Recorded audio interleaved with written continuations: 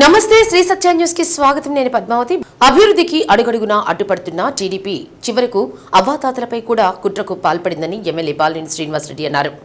రామ్నగర్ 6వ లైన్లో దొంతు శ్రీనివాసరావు ఆధ్వర్యంలో వైసీపీలో చేరికల కార్యక్రమానికి బాలినేని శ్రీనివాసరెడ్డి, ప్రణీత్ రెడ్డి ముఖ్య అతిథిగా హాజరయ్యారు.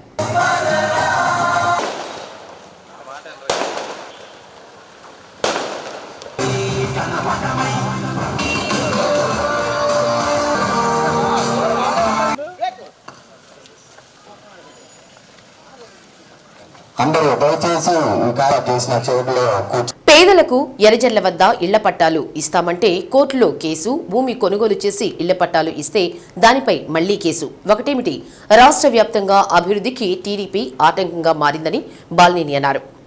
అయినా సరే ఇచ్చిన మాటకు కట్టుబడి పేదలకు ఇళ్ల పట్టాలు పంపిణీ చేశామన్నారు. తనను మళ్లీ గెలిపిస్తే మరో 9 నెలల్లో ఇళ్లు కూడా కట్టించి ఇస్తామన్నారు. ఇంటి వద్దనే ఉదయాన్నే పెన్షన్ పొందుతున్న వృద్ధుల ముఖాల్లో చిరునవ్వు కనిపించటాన్ని చంద్రబాబు తట్టుకోలేకపోయారన్నారు.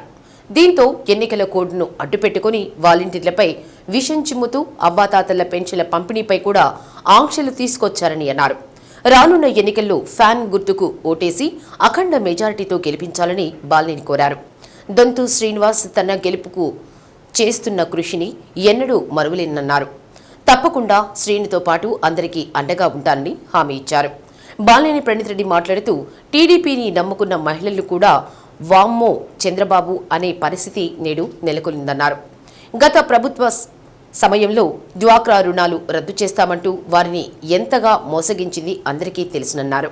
ఈ సందర్భంగా దొంతు శ్రీనివాస్ ఆధ్వర్యంలో వైసీపీలో చేరిన 50 కుటుంబాలకు బాలినేని స్వయంగా పార్టీ కండువాలు కప్పి సాదరంగా స్వాగతించారు.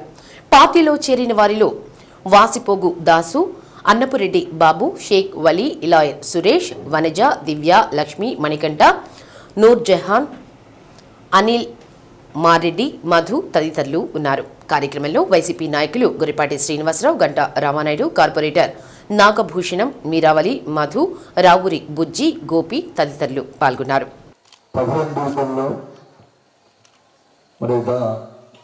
బొంతా శ్రీనివాసరావు గారి ఆధ్వర్యంలో 50 కుటుంబాలు వైఎస్ఆర్ పార్టీకి చేర్చేందుకు ముందుగా వారందరూ కూడా నా కృతజ్ఞత తెలియజేసుకుంటా ఉన్నా. మీ అందరూ తెలుసు, ఈ రాష్ట్రంలో జగన్మోహన్ రెడ్డి గారు ముఖ్యమంత్రి అయిన తర్వాత ఎన్నో పథకాలు పెట్టి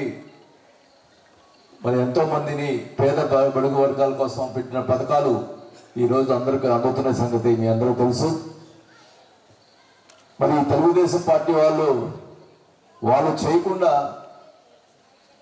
వాళ్ళు ఏ సంక్షేమ పథకాలు చేయకుండా మాట్లాడితే కోర్టుకు వేయటం, మన ఒంగోలులో పట్టాల విషయంలో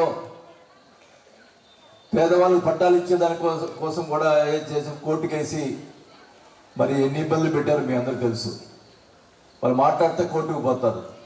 వాళ్ళు పట్టాలు ఇవ్వరు, మనం ఇస్తే కూడా కోర్టుకు పోతారు. ఎన్ని ఆటంకాలు పెట్టినా కూడా మేము పట్టాలు ఇవ్వడం జరిగింది.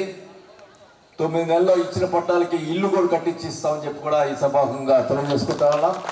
ఎన్ని ఆటంకాలు పెట్టినా చేసి చూపిస్తామని కూడా సభాముఖంగా తెలియజేసుకుంటా ఉన్నా. ఈరోజు చూడండి, ఇక్కడ మహిళలు ఉన్నారు. పెన్షన్లు వస్తున్నాయమ్మా మీకు? ఈరోజు ఇచ్చారా? చూడమ్మా, దానికి కూడా కోర్టుకు వేసాడు చంద్రబాబు. అంటే ఈ 2 నెలలు ఎలక్షన్లో 2 నెలలు వాలంటీర్ వచ్చి మీకు ఇవ్వకూడదంట పెన్షన్లు. మీరు పోయి 3వ తేదీ నుంచి ఇంకా క్యూలో నిలబడి సచివాలయం మీరు పోయి పెన్షన్లు తీసుకోవాలా. అంత ముందర జగన్మోహన్ రెడ్డి గారు ఏం చేశారు? ప్రతి నెల 1వ తేదీ మీ ఇంటికి వచ్చి ఇస్తున్నారా లేదా? ఇది కరెక్టా? ఇవాళ కోర్టుకైనా కరెక్టా?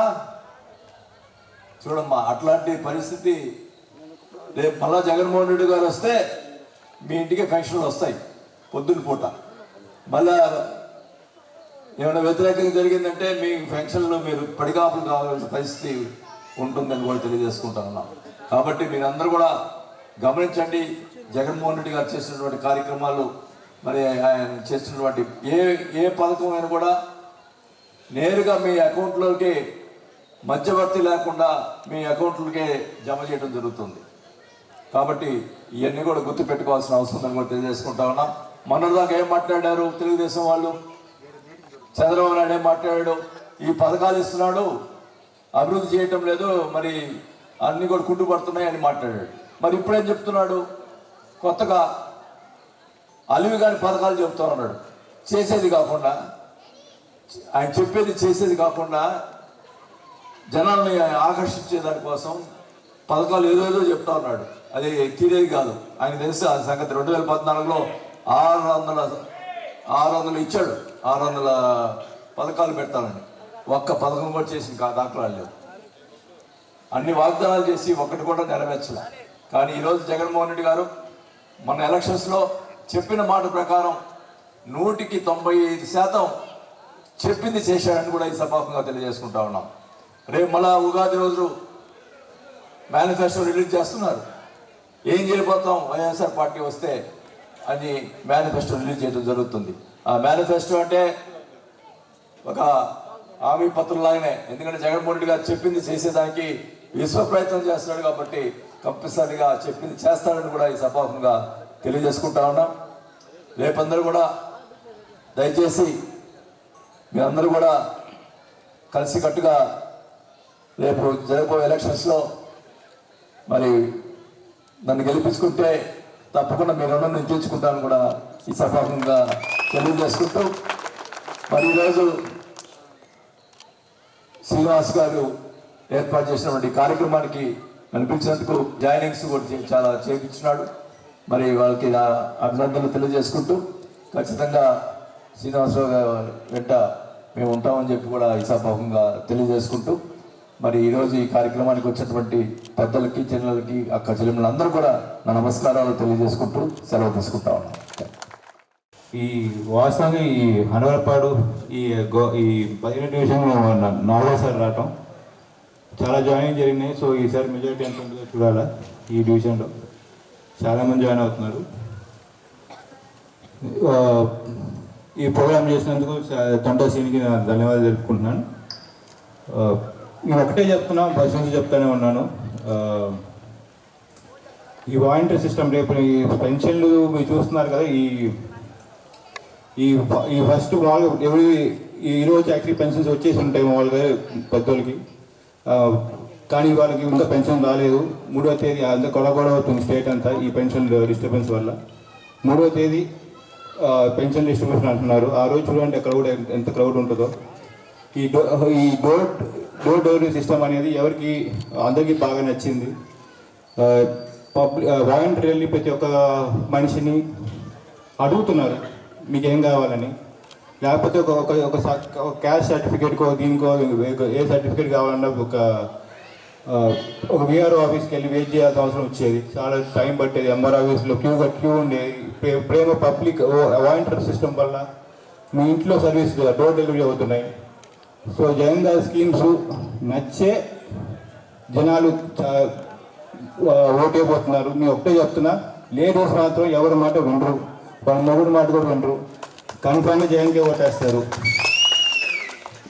నాకు తెలుసు, నా సర్వేలో కూడా అదే వస్తుంది. ఎందుకంటే కొంతమంది లేడీస్ మీ సర్వే అడుగుతుంటే మాకు ఇబ్బంది అండి, మీకు నుంచి వెళ్ళిపోండి, మా ఆయనతో మాకు ఇబ్బంది, మేము మాత్రం ఎందుకు వేయకూడదు జగన్ గారికి, మేము ఎప్పటి నుంచో టీడీపీలో ఉన్నాం కానీ మనం ఎందుకు వేయకూడదు జగన్ గారికి, చంద్రబాబు మాకు ఏం చేశాడు, జగన్ అన్నీ చేస్తున్నాడు, మాకు మా ఇంటికి వచ్చి వాలంటీర్ పని చేస్తాను, మేము ఎందుకు వేయకూడదు గట్టిగా వాదిస్తున్నారు వాళ్ళు.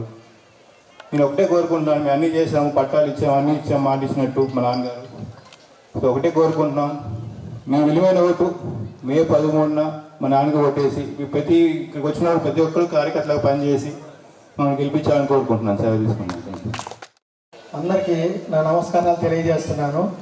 ముఖ్యంగా బాలినేని శ్రీనివాస్ అన్నకి, ప్రేమిత్ గారికి ఇద్దరికి నా హృదయపూర్వక ధన్యవాదాలు తెలియజేస్తున్నా. మన సీనన్నకి ప్రత్యేకంగా నా అభినందనలు తెలియజేస్తున్నాను. నేను ఇది 2వ కార్యక్రమం. ఫస్ట్ అన్నవరపాడు గారు ఒక కార్యక్రమం చేశాను, ఇది 2వ కార్యక్రమం చేస్తున్నా. నేను 2 కార్యక్రమాలు చేస్తున్నా అంటే వాసన్న ఇంత మంచి పనులు చేసి ఉండి నా దృష్టికి రాబట్టి నేను 2 కార్యక్రమాలు చేస్తున్నాను, మీరు అర్థం చేసుకోండి. అందువల్ల మనం ఈసారి ఎలక్షన్లో వాసన్నని అత్యధిక మెజార్టీతో గెలిపించాలని చెప్పి నేను మనస్ఫూర్తిగా అందరినీ కోరుకుంటున్నా. టవల్లో కప్పుకునే వాళ్ళు భుజాల మీద కాదు, ఇక్కడ పెట్టుకోండి, ఇక్కడ పెట్టుకుంటే